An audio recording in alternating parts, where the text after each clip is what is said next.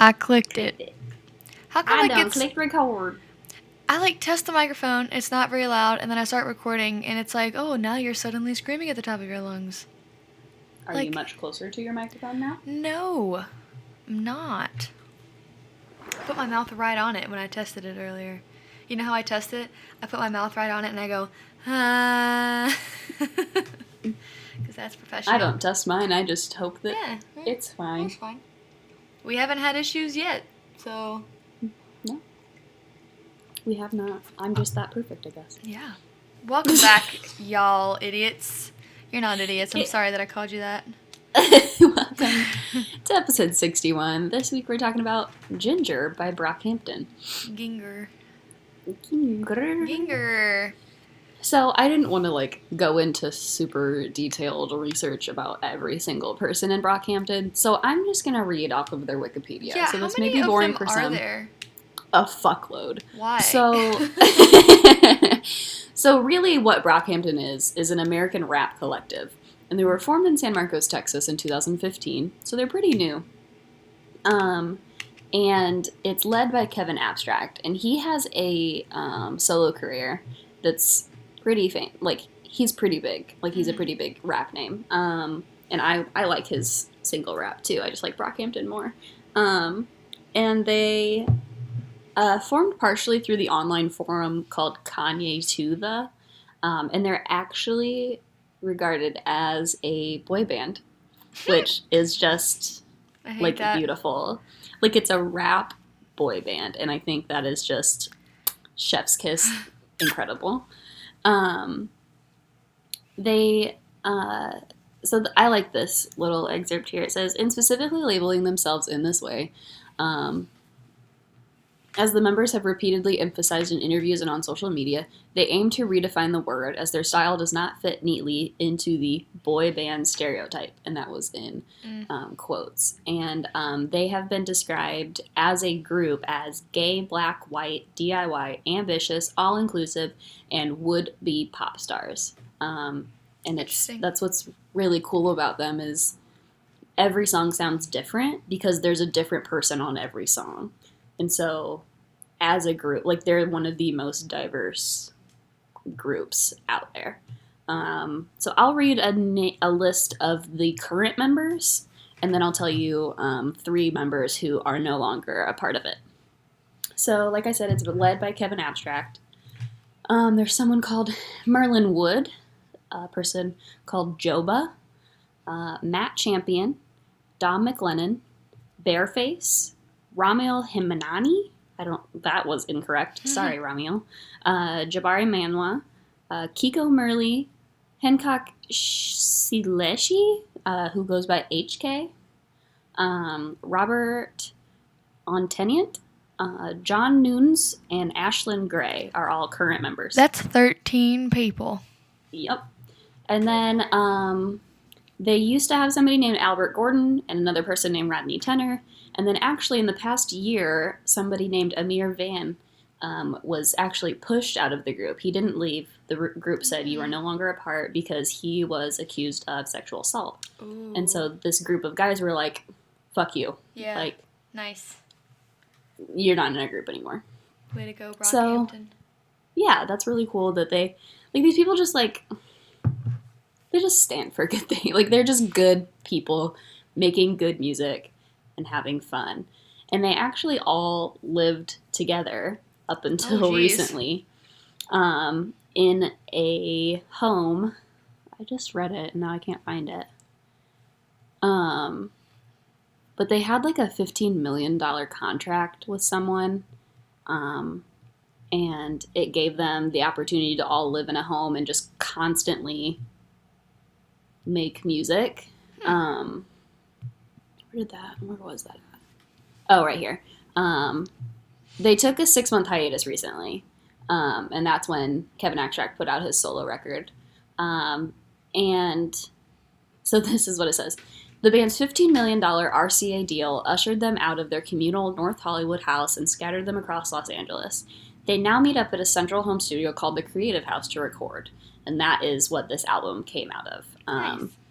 And they called it a compelling but disjointed record loosely about self-fulfillment. And this is where it gets interesting. Because Ginger is written out of self-fulfillment because every single week, Shia LaBeouf leads a weekly group therapy session at Kevin Abstrack's house. Oh. Oh. Kevin Abstract says that Shia LaBeouf became something of a guiding light. Running for your life, it's Shia LaBeouf. And this album was meant to be a summer album. And he said that it's a feel-good, not too sad, and like, quote, oh, our life sucks, end quote. Just more like, quote, enjoy what's in front of you, end quote. So that's what the album is supposed to be. Interesting. And it's, yeah, it's interesting. I don't know. I want to go to a weekly therapy session with Shia LaBeouf. It's got to be something, right? Like, it's got to be good. What are his fun. qualifications? How is that different from you and I crying in a Starbucks for 3 hours? Which we have done. Which has happened, I think, more than one time. At least once. For sure one time, but I might have repressed another time. Yeah. Oh, man. Hi. You startled me. I didn't see you walk in. That's funny. Yeah. It's fun stuff. So Brockhampton, they have quite a few albums. I've never listened to them until now. I mean, it's probably very clear why I haven't listened to them until now, but I haven't. That's all I had to say about that. So in 2017, they released a series of 3 projects, and they were called Saturation, Saturation 2, and Saturation 3. So it's a Saturation trilogy. And this is where a lot of people know Brockhampton from. Mm-hmm. Saturation 2 and Saturation 3 are like tied for favorites for me. And then in late 2018, they came out with an album called Iridescence, which, again, it's kind of similar to this album. A lot of Brockhampton fans are kind of disappointed by it. It's not as strong as Saturation, the Saturation trilogy. In fact, Pitchfork gave both Ginger and Iridescence somewhere in the 6 range. Oh. Meanwhile, like, Saturation 1 has a 6.5. Saturation 2 has a 7.2. And Saturation 3 has a 7.5. So, according to Pitchfork, Saturation 3 is the strongest of the 3. And I don't disagree. But I agree that the Saturation trilogy can't be beat. I think that that's their strongest work so far. Granted, they've only really been on the scene for 2 to 3 years. Yeah. So, they have roughly 6.7 million monthly listeners on Spotify with roughly 936 million with roughly followers 300 followers. 936 million followers.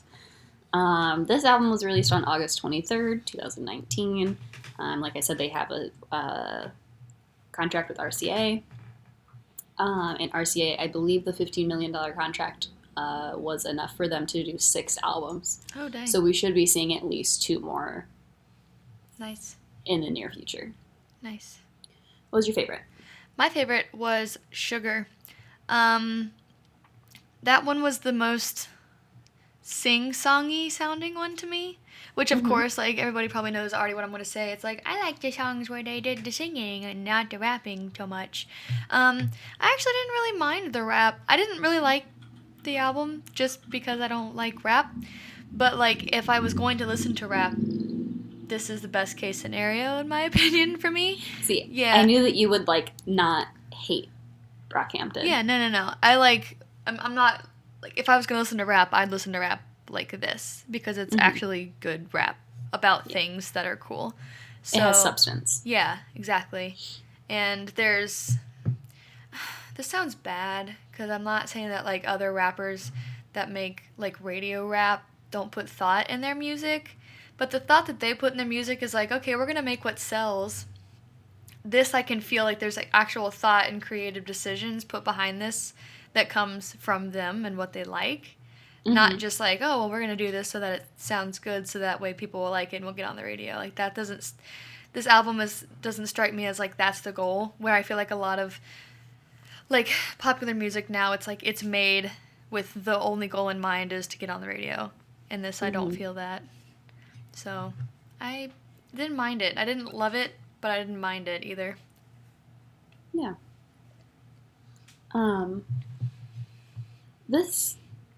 I just can't imagine what it's like to make music with 12 other people. That's a lot. I can barely... So I'm the kind of creative person that I'm open to new ideas, but I also am like, if I usually have a way that I want it to look or sound or be in my head, and if I deviate from that or someone else tries to tell me like that's not gonna work, I just get pissy, which is a flaw, I understand, but like I can't imagine, like I can barely even work with myself, let alone 12 other people.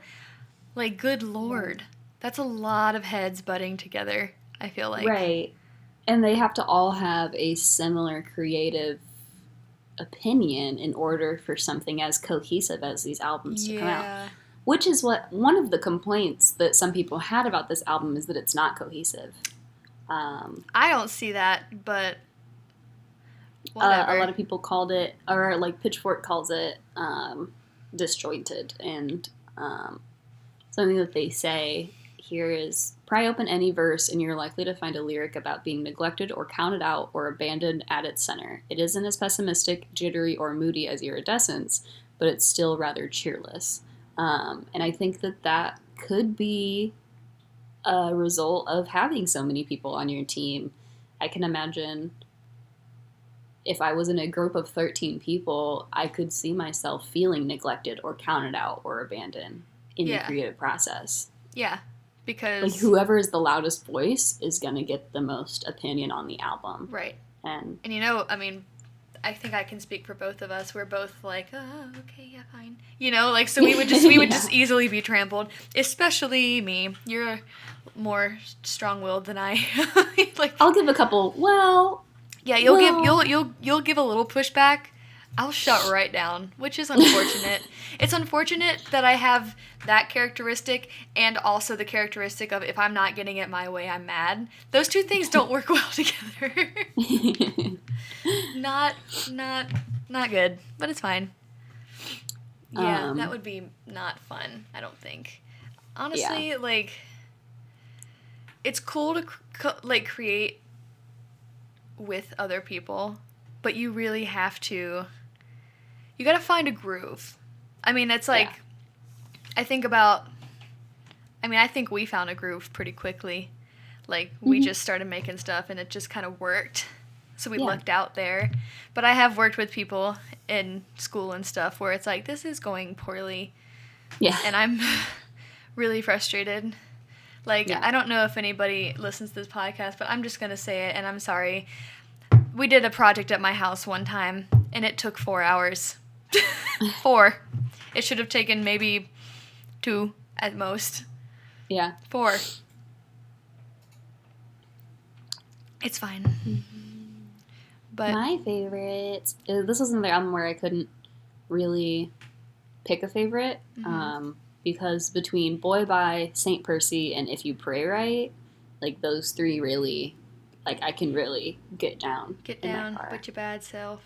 To those three. The stringy melody in Boy Bye, gets stuck in my head real good. And I was talking to my friend Caleb, who's a big Brockhampton fan, and he said the same thing. But again, he thinks this album's weak compared to the Saturation trilogy, so I think that's just kind of a general opinion. Yeah, but something to mention is that this album is kind of like, in the Brockhampton world, never been done before. Like, I don't know, it's just the things that they talk about, and a lot of the stylization of the music is, like, new, never been done before, I'm crying in the club, like, I don't know, it's just not as aggressive, it's not as fun and boppy. There is like emotion to it. Well, and I also think like this is just kind of a trend that we see. If an artist blows up via their first album and then deviates from that literally at all, people shit their pants. Which is ridiculous because people are like, oh, I have this new artist that I like, but I don't want them to grow in their style or try new things. It's like, why not? Why don't you want that? I mean, I'm not saying that like this album might be weak. I don't really compare it to it, and it's fine. But like, I feel like a lot of people don't actually base their opinion on the album itself. They're just like, oh, well, it doesn't sound like the other one, so I'm mad. You know? People didn't like Iridescence either, and I think it's because Brockhampton, like with the Saturation trilogy, each of those projects came out within months, like within a couple months of each other. So, and it was one project, so it all sounded the same. So I think that they expected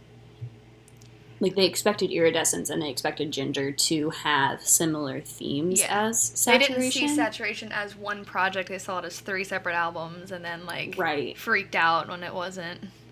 Right. And there was a 6 to 9 month hiatus between Saturation 3 and Iridescence, and then there was another 6-month hiatus here between Iridescence and Ginger. So, which honestly, that's not a long time to make an album. No, they quick turnover. Yeah. I think that they just, I mean, like we said, they lived together for a while. They're together all, like, I think it's just a group of best friends. Like, they're together all the time. This is what they all love to do, so. God, can you imagine having to have 12 best friends and maintain that?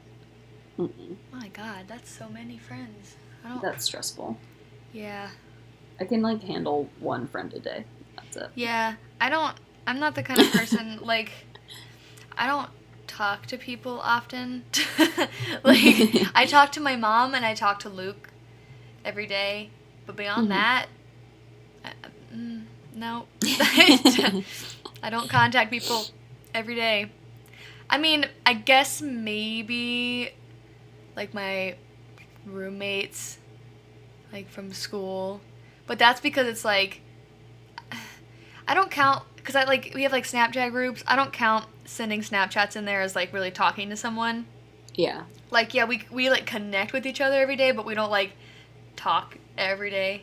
It's like we're just sending a snap to a group of people and then, like, not responding to it, probably. So it's, like, you know. But, yeah. So, should we talk about these transitions? Because they're great. Between Heaven Belongs to You through If You Pray Right was just one long big boy, but it all sounded different, so I was really into that. Because usually it's like, oh, you have this really good transition, but you didn't do it in a way that made the song sound really different. And they did, which I appreciate. Because usually I like transitions between songs, but usually they lose the individuality of each song by doing that. Yeah. So it's like a really fine line. And they did a good job of making them sound different, I think. It was almost like they took, like, the first song started with, like, a bass melody, and then they added, like, an overlay on top, and then that overlay is what transitioned into the next song, and then they just kept, like, adding another overlay on top of it. It was, like, so, like, yeah. The transitions were, like, little pieces that, like, weren't super present in the song. That then carried over, and you were like, oh, like, that was going on that whole time. That was cool. You know, it's like you didn't really realize it. Yeah. I specifically like the one between St. Percy and If You Pray Right, because it's got the guy who's going, yeah, he's, like, yelling, and he keeps yelling. I like that part. Pretty good. Pretty good. I like that one. I like that. And I feel like there's a lot of sampling in this album. Like in Boy Bye, the girl going, boy, bye. That's, like, from another. I don't know if that's from another song or if it's from. Tell him, boy, bye. No. Boy, it's, bye. I think it's from a video. Boy, but, bye. I hope it's from Beyonce. I like sampling, so I like a lot of this. What was I going to say? Yeah. I just like the group as a whole. Yeah. Like, I just like we said, like I was saying in the beginning, like, it's cool to have a rap boy band, like, never been done before. Yeah. Rap boy bands are not a thing. Yeah. And I think it's cool. They're also just huge. Like, there's too many people, and it's great. Too many. I support it, but I would not live through that, I don't think. Actually, I don't have to say I don't think. I know for a fact that I would not last. I'm not able to be social for long periods of time. Yeah. Yeah, I think that's about it. That's about it. So we talk about what's going on next week, because we got some chaos coming in hot for you. Let me just tell you about it. So, my arch nemesis, Taylor Swift, released a new album. And I'm going to just preface this with, I despise Taylor Swift. So I'm not excited about having to listen to this album. Okay, but listen. Do you despise all Taylor Swift? Yes. Or do you like her original album? No, I despise all Taylor Swift. I've never liked Taylor Swift. All right. At any point. But I'm doing this. I'm going to come in and I'm going to try to listen as objectively as possible. Okay. I'm going to do it, I promise. But I'm also going to talk about how I don't like Taylor Swift. But I'm really excited because we have a big old collab. Speaking of big groups of people, we're going to have a big group of people on our podcast next week. This is going to be really We're going to have our friend Chris, who you all know and love at this point. He's been here many times. I'll find another picture maybe and insert it here. And we're making a boyfriend debut.